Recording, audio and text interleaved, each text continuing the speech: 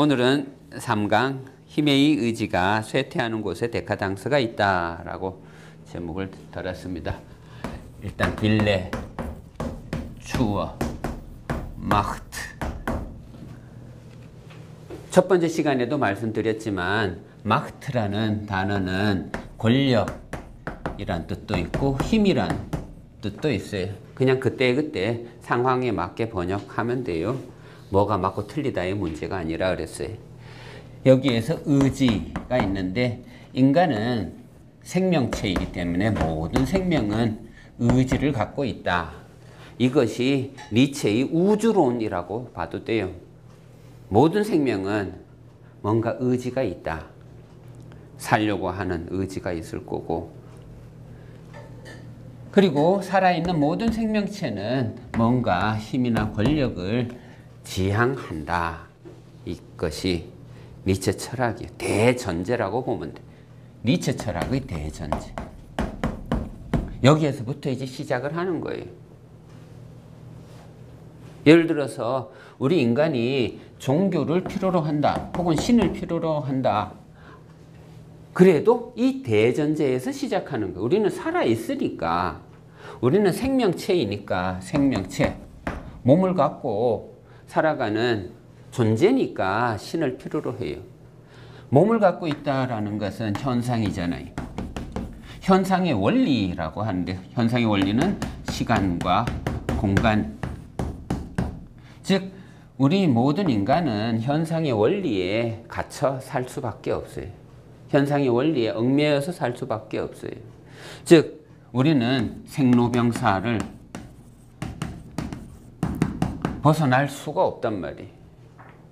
그런데 우리 인간은 이성적 존재라서 이성은 늘 과거 아니면은 늘 미래만 걱정하는 이런 존재예요. 이성적 존재의 약점이라고 하는 것은 현재에 대해서는 잘 몰라요. 지금 살아가고 있으면서도 지금 이 순간이 중요한데도 그걸 생각하지 않고 내일 뭐 할까? 일주일 후에는 뭐 하지? 졸업하면 뭐 할까? 등등 미래를 생각한다든가 아니면은 과거 있었던 일에 얽매여서 그 생각만 하면서 시간을 보낸다든가 대부분이 이성이 하는 일이 이런 일들이에요. 현재를 즐기지 못하게 해요. 이러다 보니 이 생로병사가 문제가 되는 거예요. 이 현상의 원리인데 이 현상의 원리를 보지 않고 늘 본질만 봐요. 본질은 뭐냐 하면은 이념계라고 해요. 이념계 혹은 관념계 혹은 말로만 설명할 수 있는 이러한 영역. 물론 이성적 존재는, 이성은 라치오라고 해서 라치오는 계산 능력이고 계산 능력에서 가장 핵심이 되는 능력은 언어 능력이에요. 주어, 수어, 목적어 등등 막 조합해낼 수 있는 능력을 갖고 있단 말이에요. 인간은 이성적 존재이고 이성적 존재는 언어를, 즉 말을 하는 존재이다 보니 말에 의존하는 것이 거의 뭐라고 할까요? 거의 거짓말 좀 보태면 100%나 된다. 이거 100%나. 말 한마디로 사람을 죽일 수도 있고 말 한마디로 사람을 살려낼 수도 있는 존재. 말의 힘, 말의 가치, 말 조심하라. 성경책에도 거의 절반 이상이 말 조심하라는 그런 표현으로 가득 차 있잖아요. 특히 잠언에. 자, 신도 사실은 말이에요. 말. 곧 독일어로. 신이라는 이 단어도 어느 순간에서부턴가 인간이 말하기 시작했을 거예요.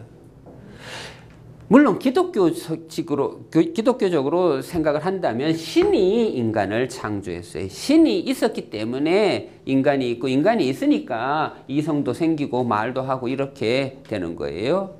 그런데 니체 입장에서 보면은 아무리 과거로 원시사회로 들어간다 해도 인간이 신을 말을 했을 것 같아요. 누구에게나 신은 있어요. 신은 그릇과 같은 거예요. 좀 고급스럽게 표현하면 형식이에요. 이 형식에 걸맞은 내용은 무엇이 될까? 니체의 발상은 거기에 들어가 있어요. 신이라고 말하면서 삶에 도움이 되는 신이면은 니체도 인정해요. 그런 신은 좋다고. 그런데 삶을 폄하한다던가 삶을 해코지하고 천국을 오히려 찬양하는 이러한 신이라면은 니체는 철두철미하게 거부해요. 니체가 신을 언급할 때는 그래서 굉장히 이중적이에요. 어떤 때는 신을 믿는다고 하고 어떤 때는 신은 그냥 거짓말이라고 하고, 그러니까 텍스트 속에서 신을 찾아내야 돼요. 니체는 도대체 무슨 신을 얘기하는지. 자, 다시 빌레츠어 막 들어와 봅시다. 니체 철학의 대전제라고 하는 거. 니체는 이제 미치기 직전에 나 이런 책 쓸래 하고 책 제목을 이렇게 적어놨어요. 그 책 제목이 빌레츠어 마흐트였어요. 물론 여기 관사까지 붙여서 Der Wille zur Macht. 그런데 이 책은 완성하지 못하고 죽어요. 아니, 죽는 게 아니라 미쳐가요. 즉 예를 들어서 여행이라면은 나 저기 가볼래 하고 여행 계획을 다 짜놓고 여행은 가보지 못하고 마감하는 그런 상황. 니체가 만약에 이 제목으로 책을 완성했다면 어떤 책을 썼을까 궁금하기도 해요. 빌레츠어 마흐트, 여기에 도달한 사람이 있다면 초인이 되겠죠. 니체의 언어로 하면은 초인은 극복한 사람이라 그랬어요. 혹은 극복하고 있는 사람도 되고, 극복하고 있는 과정에 있다면 아무 문제 없어요.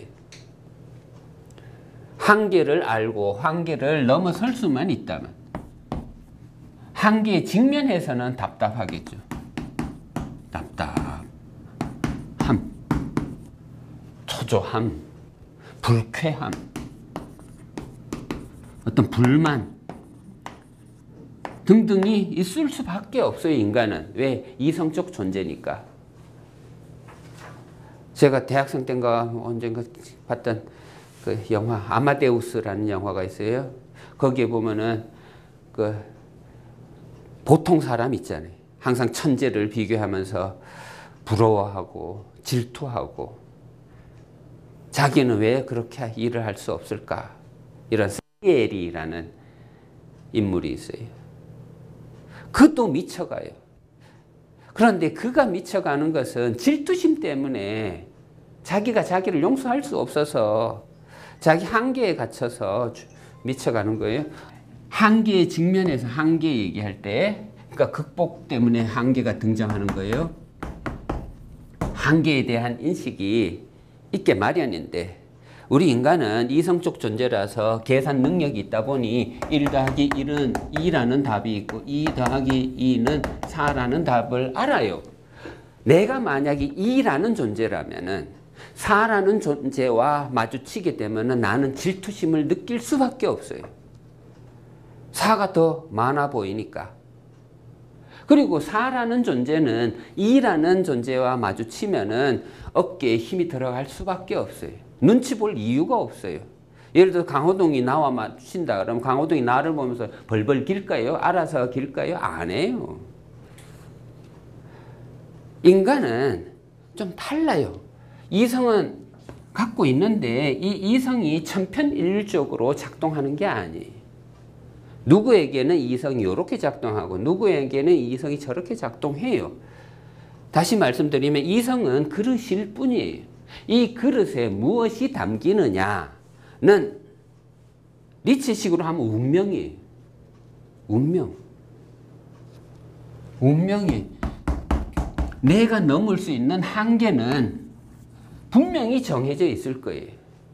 내가 넘을 수 있다면, 내가 아직 죽지 않았다면 넘어서면 되는 거예요. 죽을 때까지 넘어서는 인간, 그가 초인이에요. 넘어설 수만 있다면 그가 바로 한순간이라도 신이 되는 거예요. 오늘 이렇게 강의 준비하면서 도대체 첫 어떤 이미지로 무슨 말을 전달해야 될까? 강의 듣고 나면 뭔가 남는 게 있어야 될 거 아니에요. 사실 여러분들이 다 기억한다는 거나 기대도 안 해요. 뭔가 한 문장이라도 남게 해야 될 텐데 하는 그때 생각했던 단어가 뭐냐 하면은 신나다예요. 요즘 유행어로 애들까지 다 알고 있는 문장이 있어요. 신이 나 하고 막 누군가 따라하는 언어가 있어요. 신이 나요. 신이 난다라는 말은 도대체 우리 인간은 특히 우리 대한민국 사람 이 말을 하면서 무슨 생각을 할까요? 저는 대전제를 하나 발견했어요. 대전제. 신이 나려면 내 안에 신이 있어야 돼요. 신이 있어야 돼요. 내 안에 신이 있어야 내가 신을 드러낼 거 아니에요. 그래야 내가 신 같은 존재가 될 거 아니에요. 신명나게 춤을 출 수도 있어요. 신이라는 말을 표현하면서 신을 끌어들이면서 우리는 즐거움과 기쁨과 이런 등등의 쾌감 등등의 말을 하고 있다라는 걸 제가 발견했어요. 신이 나. 어떻게 하면 그러면 신이 나는 이런 인생을 살아갈 것인가? 그게 문제가 되겠죠. 왜 공부해? 라는 질문이 있다면 이제 오늘부터 이동용이는 이렇게 대답할 거예요. 아우, 신이 나려고. 좀 신나게 좀 살아보려고.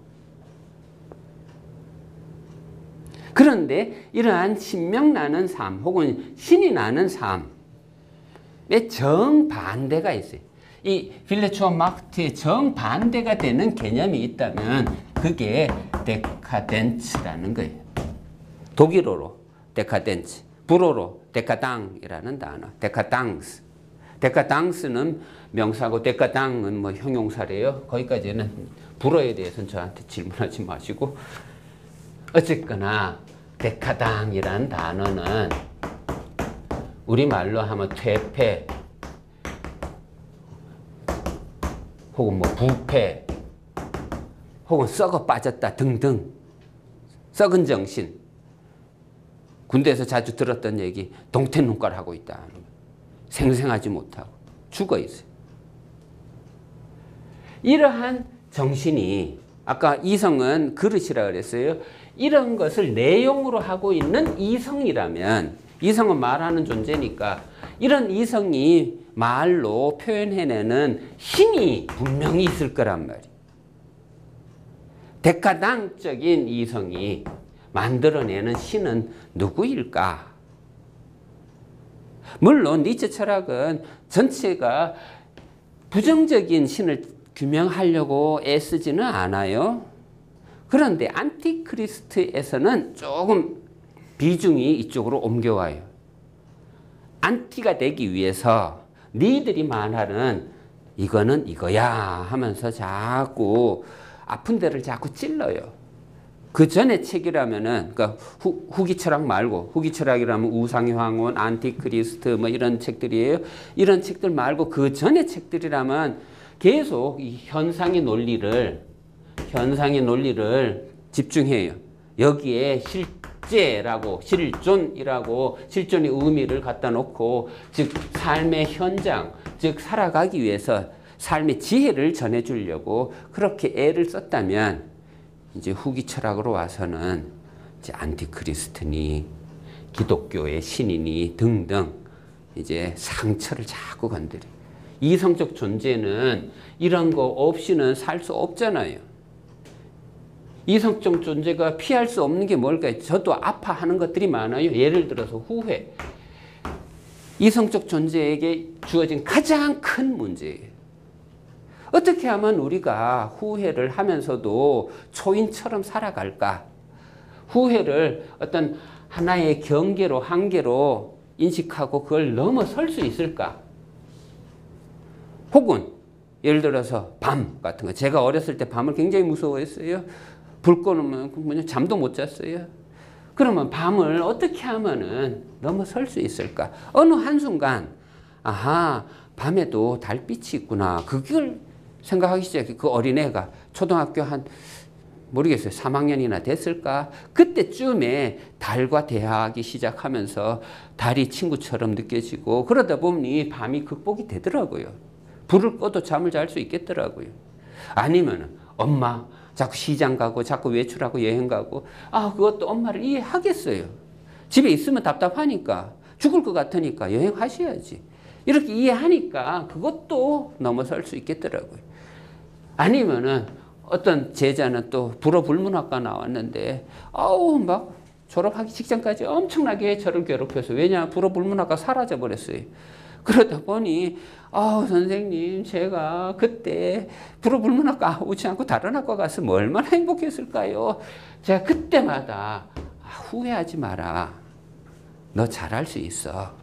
네 잘하는 거 뭐니? 계속 응원해주고 너 글 잘 쓰지 않니? 글 잘 써봐. 그러다가 기자가 되고 그러다가 지금 인터파크에서 돈 어휴 그 아이만 보면 술 사달라고 제가 조를 정도예요. 어떻게 하면 우리가 아까 말씀드렸어요. 우리는 이성적 존재라서 1 더하기 1은 2, 2 더하기 4는 4 이건 아는 존재라서 항상 질투 없이 살 수 없고 후회 없이 살 수 없어요. 그렇다면 어떻게 살 것인가? 예를 들어서 신만 있나요? 악마도 있어요. 우리 인생에 악마 정말 많을 거예요. 여자한테 상처받은 사람들은 남자들은 맨날 여자는 여우라 그러고 뭐 불여우라 그러고 뭐 꽃뱀이라 하고 별별 소리를 다 하면서 평준화 시켜버릴 거예요. 아니면은 또 남자한테 상처받은 여자는 맨날 모든 남자는 늑대 뭐 돼지 새끼 하면서 또 평준화 시켜버릴 거예요. 그게 만약에 한계가 된다면 이 한계를 어떻게 넘어설 것인가? 악이 있다면 어떻게 넘어설 것인가? 요즘 바이러스가 그렇게 문제잖아요. 바이러스 피해만 공격하나요? 니체는 정신에게도 바이러스가 있다라고 생각해요. 생각에도 생각하는 존재니까 바이러스를 먹을 수 있어요. 이 바이러스를 없다고 판단할 수는 없어요. 분명히 있어요. 생각이 잘못될 수 있어요. 이성이 잘못될 수 있어요. 이성이. 1 더하기 1은 2다. 시험 보면은 어린아이가 3이라고 적어 놓을 때도 있고 4라고 적어 놓을 때도 있어요. 아니면 뭔지 몰라 빈칸으로 놓을 수도 있어요. 분명히 이성은 잘못 작동될 수 있단 말이에요. 그걸 어떻게 인식하고 한계를 넘어설 것인가? 그걸 고민하면 돼요. 자, 그러면 여기까지 따라오셨다면 이제 니체의 글로 들어갑니다. 기독교 안에서는 자 제가 말씀드렸듯이 우리 책에는 그리스도교라고 번역을 해놨어요. 근데 저는 니체는 개신교니까 개신교 언어로 다 번역을 제가 제 나름대로 그냥 고쳐버렸어요. 기독교 안에서는 자 니체가 말하는 기독교 다시 한번 집중해 봅시다. 니체가 말하는 기독교는 이렇게 생각해 보세요. 기독교도 기독교 나름이라고. 예를 들어서 니체 철학은 기독교 없이는 출발도 못하는 철학이에요. 하나님 없이면 출발도 못해요. 신개념이 없으면 출발도 못하는 철학이에요. 그런데 기독교도 기독교 나름이에요. 그러니까 기독교라는 단어가 등장할 때 혹은 신이라는 단어를 써먹을 때 도대체 어떤 입장에서 기독교를 얘기하고 있는지 그걸 집중하세요. 자, 첫 번째 문장 잘 생각해 보세요. 기독교 안에서는 도덕도 종교도 실제성의 어떤 부분과도 자, 도가 그러니까 읽으실 때 독서의 요령이에요. 반복되는 거 전부 다 밑줄 쳐버리세요. 여기서 반복되는 건 뭐예요? 도예요. 밑줄 쳐버리세요. 그러면 도는 이 세 가지 내용은 전부 다 같은 수준이, 같은 영역이. 이것들은 기독교 안에서는 접촉하지 못해요. 자, 뭔 말이냐 하면은 기독교에서 하는 말은 실제성과는 아무 상관없는 말을 하고 있다. 얘들아, 정신 좀 차려라. 읽혀집니까? 즉 여기서 말하는 기독교는 굉장히 부정적으로 지금 접근해 들어가고 있어요. 기독교 안에서는 도덕도 종교도 실제성의 어떤 부분과도 접촉하지 못한다. 자, 이 문장을 다시 생각해 보죠.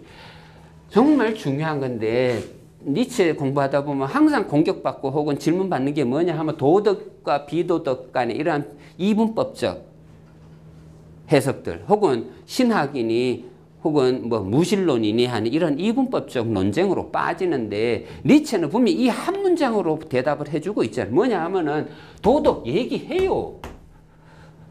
긍정적인 도덕도 있을 거란 말이에요. 삶과 실제성이라고 했지만 이건 삶이라고 번역해도 상관없는 단어예요. 삶과 관계 있는 도덕이 있을 거란 말이에요. 삶을 위한 도덕도 있을 거고. 두 번째, 종교가 등장했어요. 인간은 종교 없이 살 수 없다는 건 니체도 알아요. 우린 이성적 존재라서 항상 신은 누구냐고 믿을 수밖에 없다는 걸 알아요. 그런 인간에게 신은 없다고 말하는 것은 그거는 폭력과도 같은 거예요. 그렇다면 이왕 어떤 내세나 신이나 그런 걸 언급해야 한다면 이런 종교가 예를 들어서 삶을 위한 종교라면은 아무 문제 없다 이거예요. 그런데 이상하게도 기독교 안에서는 모든 논리가 이러한 실제성과는 아무런 접촉이 없다. 즉 맨날 어떤 허공을 바라보면서 허구나 얘기하고 있다 이거예요. 픽션. 후기 철학에서 갑자기 니체가 외래어를 자주 써요. 픽션하는. 데카당도 이거 후기 철학의 독특한 개념이에요. 그러니까 우상의 황혼 이후서부터 등장하는, 갑자기 등장한 개념이 그 이전에 사용 안 하다가 허구, 거짓말, 그게 기독교의 언어들이다. 그렇게 얘기하고 있어요. 자, 그 다음 순전히 공상적인 원인들. 이것도 계속 반복될 테니까 미리 독서해 보신 분들은 알 테니까 공상적인 원인들 밑줄 쳐요. 계속 반복되는, 계속 몇 줄이 읽어도 계속 반복되는 언어들은 밑줄을 치면서 읽으세요. 그러니까 상상으로 만들어낸 원인이 있어요. 예를 들어서 길 가다가 내가 돌뿌리에 걸려서 넘어졌어요. 돌뿌리에 딱 걸려서 내가 넘어졌어요. 그러면 생각을 하는 거 인간은 이성은 예를 들어서 아버지가 오늘 아침에 너 뭐 하고 가라 그랬나 그거 안 하고 그냥 나왔어요. 그런데 돌뿌리에 걸려 넘어졌어요. 그런 인간이 뭐라고 생각하냐 하면은 아 내가 그거 안에서 내가 걸려 넘어졌나 보다. 아니면 사업이 실패했어요. 그럼 아 내가 그걸 뭐 안에서 그런가 보다. 즉 상상으로 만들어내는 원인들이 분명히 있어요. 이성적 존재는. 가로 열고 니체는 이런 게 바로 그 원인들이다라고 이제 힌트를 주고 있어요. 신 때문에 내가 이렇게. 영혼 때문에 내가 이렇게. 나 때문에.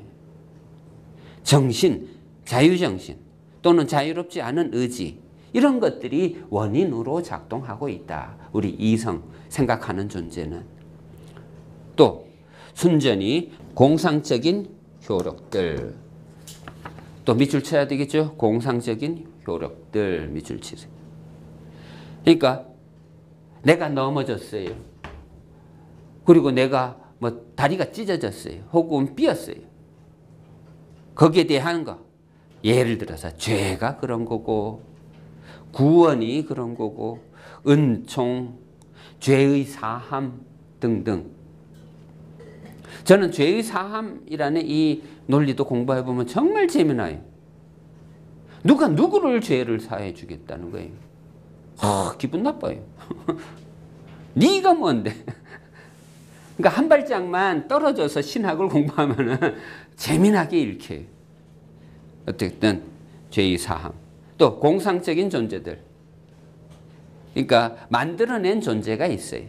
예를 들어서 제가 어렸을 때 저도 기억나요. 우리 아버지가 빨간 옷 입고 수염 달고 나타났어요. 그때 당시엔 내가 몰랐어요. 그게 산타크리스트란 거를. 어우, 막 그냥 장난치고 있는데 나는 무서워서 막 도망가고 엄마 품에 안겨서 막 울고 난리 났는데 어느 순간인가 알았어요. 아, 저건 아빠라는 거. 이제 안 속는다는 거. 그런데 나이가 들어도 그걸 믿는다면은 정신이 이상한 사람이. 자, 공상적인 존재들. 밑줄 치셨어요? 그런 존재들 사이의 교류. 예를 들어서 신이 있다던가 정신, 영혼 등등. 그 다음 또 공상적인 자연과학. 그것도 밑줄 치세요. 공상적인 자연과학. 예를 들어서 하나님께서 비를 내려주신다던가 구름 뒤에는 천국이 있다던가. 신비주의 예술 공부해 보시면 항상 구름이 등장해요. 구름을 통해서 빛이 내려오고 그런 걸 연구하는 게 신비주의 예술이에요. 가로치고 또 설명을 해주고 있어요. 인간 중심적이고 자연적 원인 개념을 완전히 결여한다. 이러한 자연과학에서는. 그러니까 실제적인 어떤 삶의 원리, 현상의 원리 이런 건 다 빠져버리고 구름 뒤에 천국이 있고 등등. 또 공상적 심리학, 그것도 밑줄 쳐요. 어떤 인간 중심적인 심리학이 아니라 신학적인 심리학. 하나님이 예를 들어서 아담과 이브 보고 너희도 어딨니 했더니 아담이 막 숨어 다니고 이러한 심리학. 공상적인 심리학.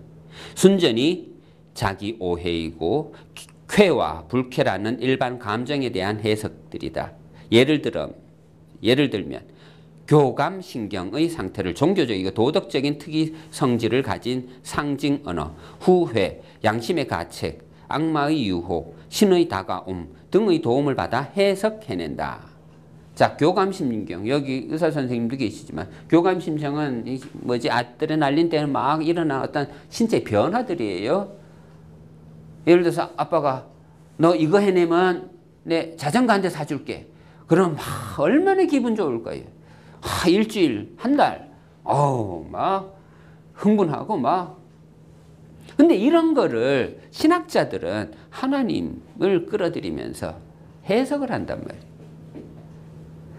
얼마 전에 신년이 돼서 또 타로 하시는 분이 나는 아무 문제 없는데 갑자기 타로 봐준다고 내 앞에 앉길래 어쩔 수 없이 봤는데 이렇다 저렇다. 근데 내가 그 타로 카드를 쫙 훑어봤어요.